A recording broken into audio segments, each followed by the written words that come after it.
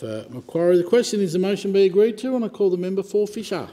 Thank you, Mr Deputy Speaker. I want to begin by thanking the member for Eden-Monaro for giving an old carpenter and joiner like me a chance to speak about one of my favourite subjects here in Parliament.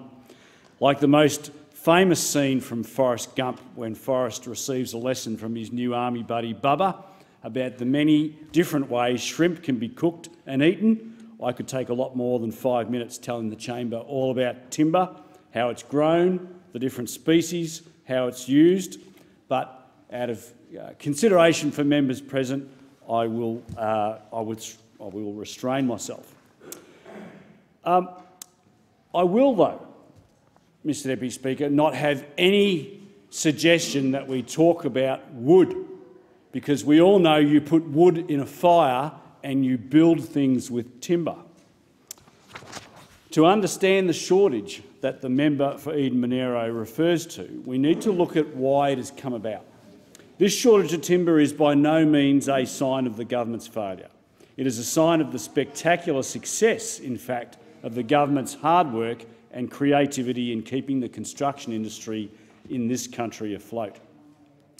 After COVID-19 struck last year, established builders that I've known for decades in my community were phoning me to tell me that after August they simply had no work.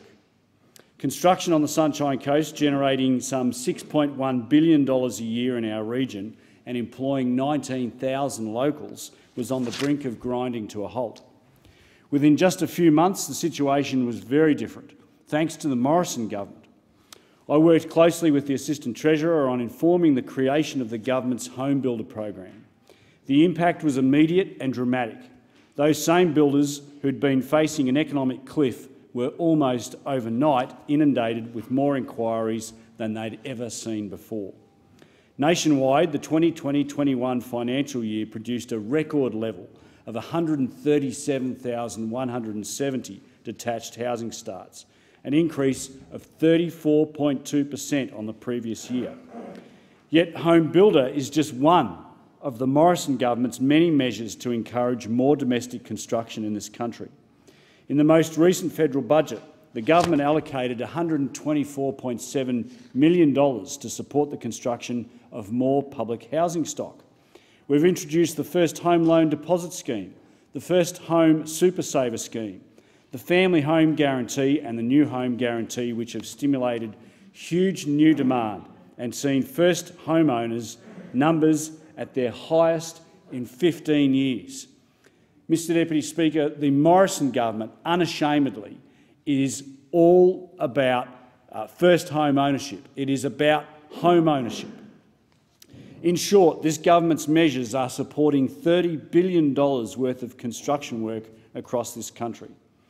They are saving thousands of jobs in my community and has been life-changing for a wide range of Sunshine Coast locals and their businesses. This incredible success has, though, certainly contributed to a challenge of supply for building materials. The member for Eden-Monaro is right on one thing when she notes that Master Builders Australia is concerned about a deficit of up to 250,000 house frames over the next 15 years.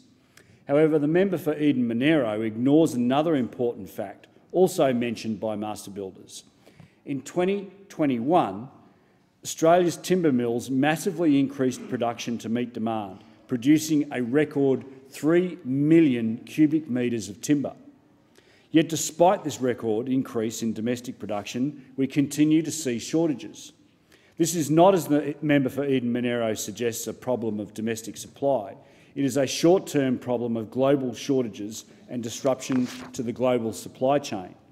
Sweden is seeing its lowest stock of structural timber in 20 years. Sawmills in many parts of the world are under pressure from rising energy costs, while North American supplies are currently impacted by insect damage and recent forest fires. As we all know, container ship capacity is stretched, while road haulage in Europe is suffering from a lack of qualified drivers.